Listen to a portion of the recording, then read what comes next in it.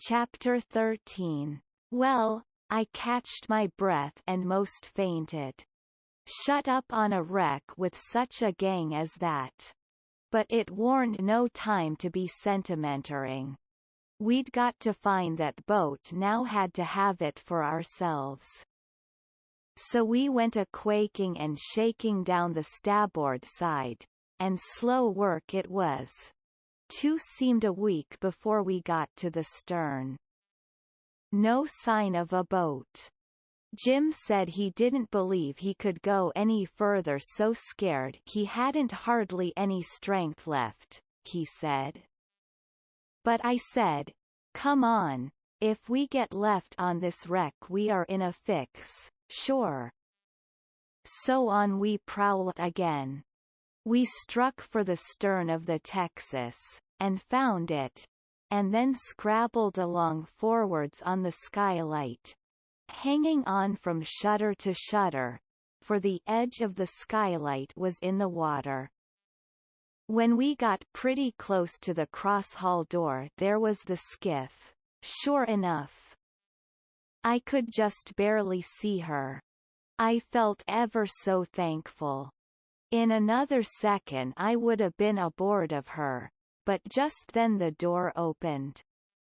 One of the men stuck his head out only about a couple of foot from me, and I thought I was gone, but he jerked it in again, and says, "Heave that blame lantern out o' sight, Bill." He flung a bag of something into the boat, and then got in himself and sat down. It was Packard. Then Bill he come out and got in. Packard says, in a low voice, "All ready, shove off." I couldn't hardly hang on to the shutters, I was so weak. But Bill says, "Hold on, did you go through him?" "No." "Didn't you?" "No." "So he's got his share o' the cash yet." "Well, then, come along, no use to take truck and leave money." "Say, won't he suspicion what we're up to?" "Maybe he won't. But we got to have it anyway. Come along." So they got out and went in. The door slammed to because it was on the careened side, and in a half-second I was in the boat, and Jim come tumbling after me. I out with my knife and cut the rope, and away we went. We didn't touch an oar, and we didn't speak nor whisper, nor hardly even breathe.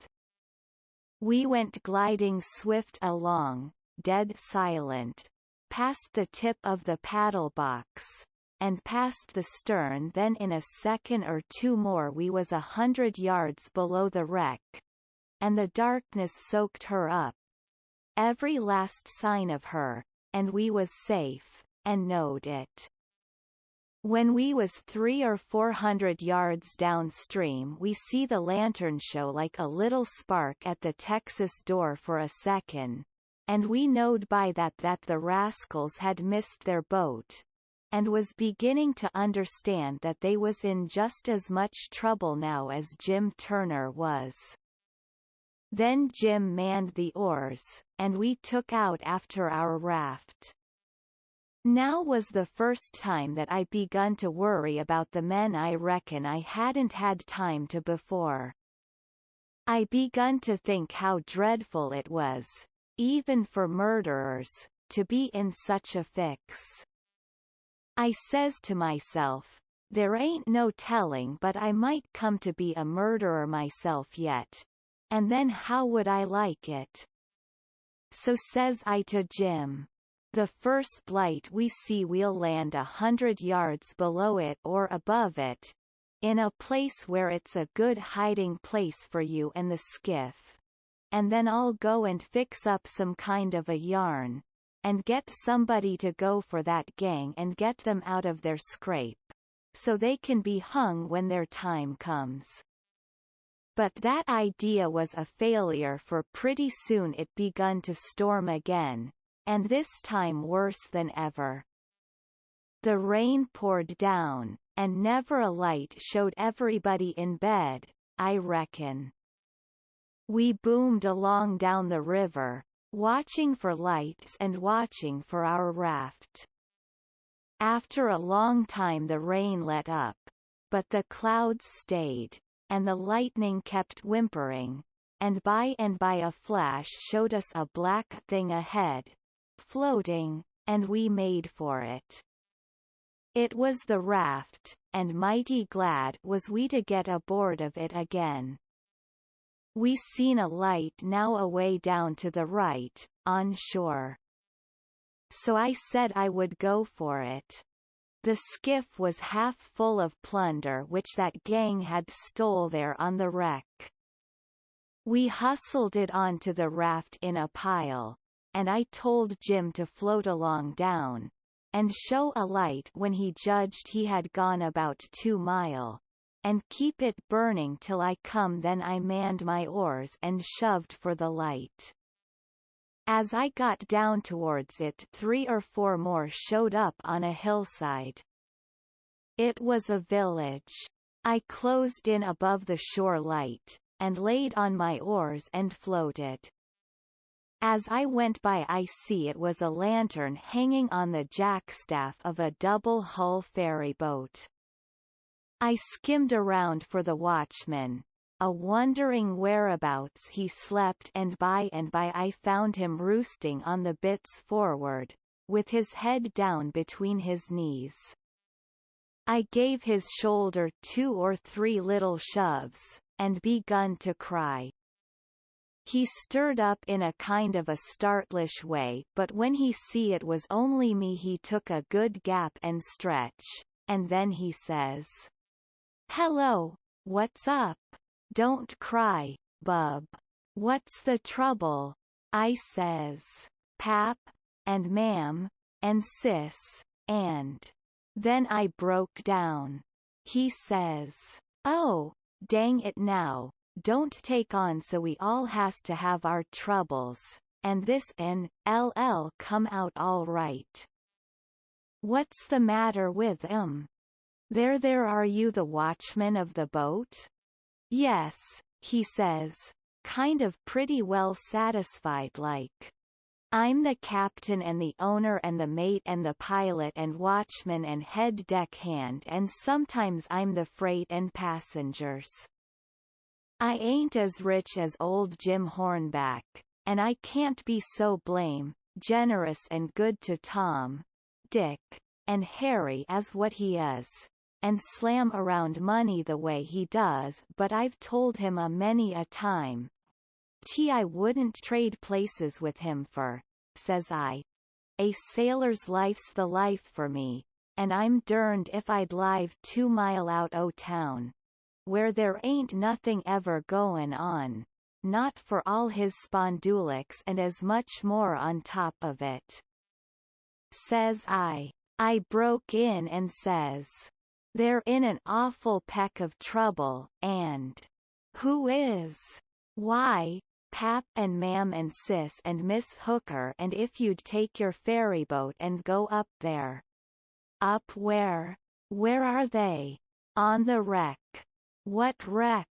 "Why, there ain't but one." "What? You don't mean the Walter Scott?" "Yes." "Good land. What are they doing there, for gracious sakes?" "Well, they didn't go there a purpose." "I bet they didn't."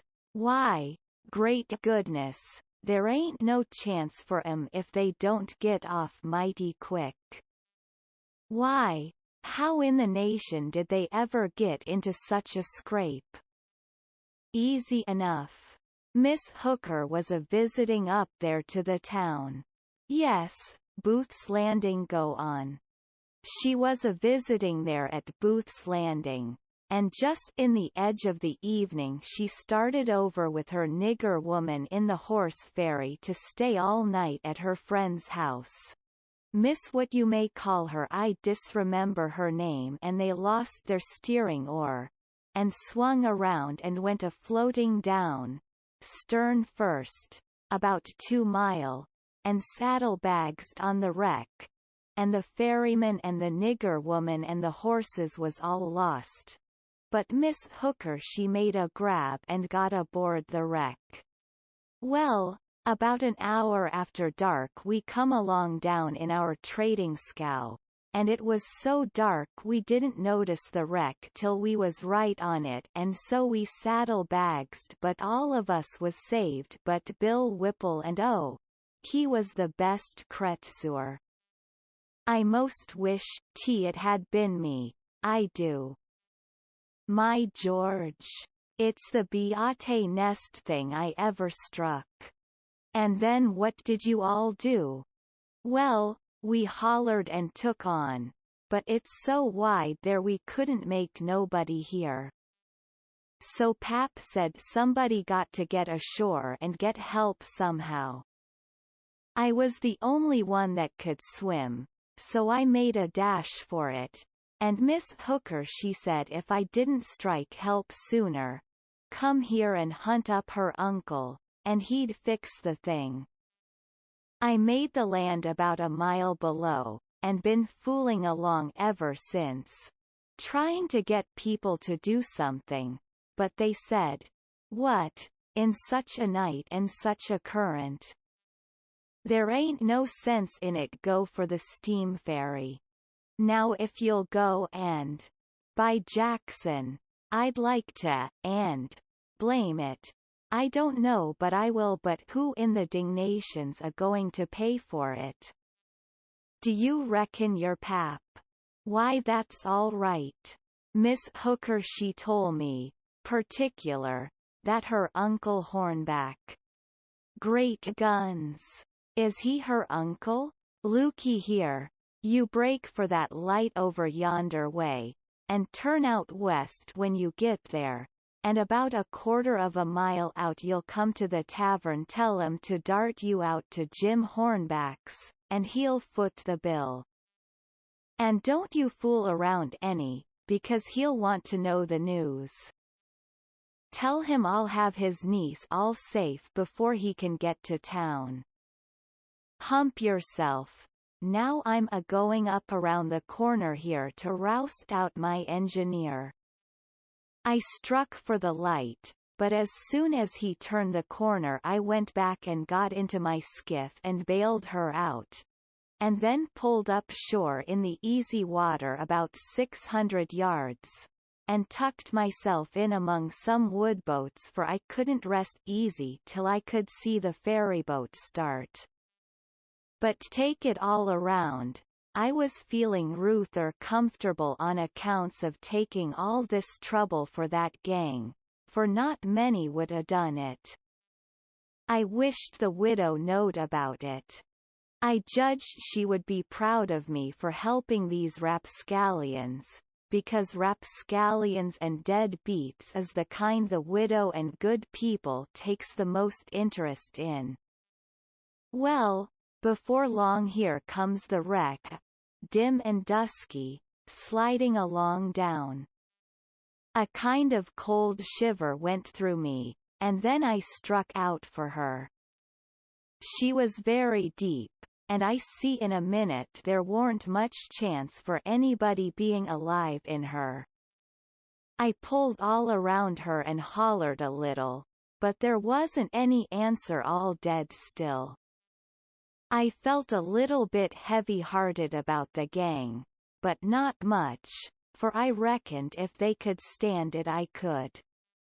Then here comes the ferryboat, so I shoved for the middle of the river on a long downstream slant, and when I judged I was out of eyereach I laid on my oars, and looked back and see her go and smell around the wreck for Miss Hooker's remainders, because the captain would know her uncle Hornback would want them, and then pretty soon the ferryboat give it up and went for the shore, and I laid into my work and went a-booming down the river.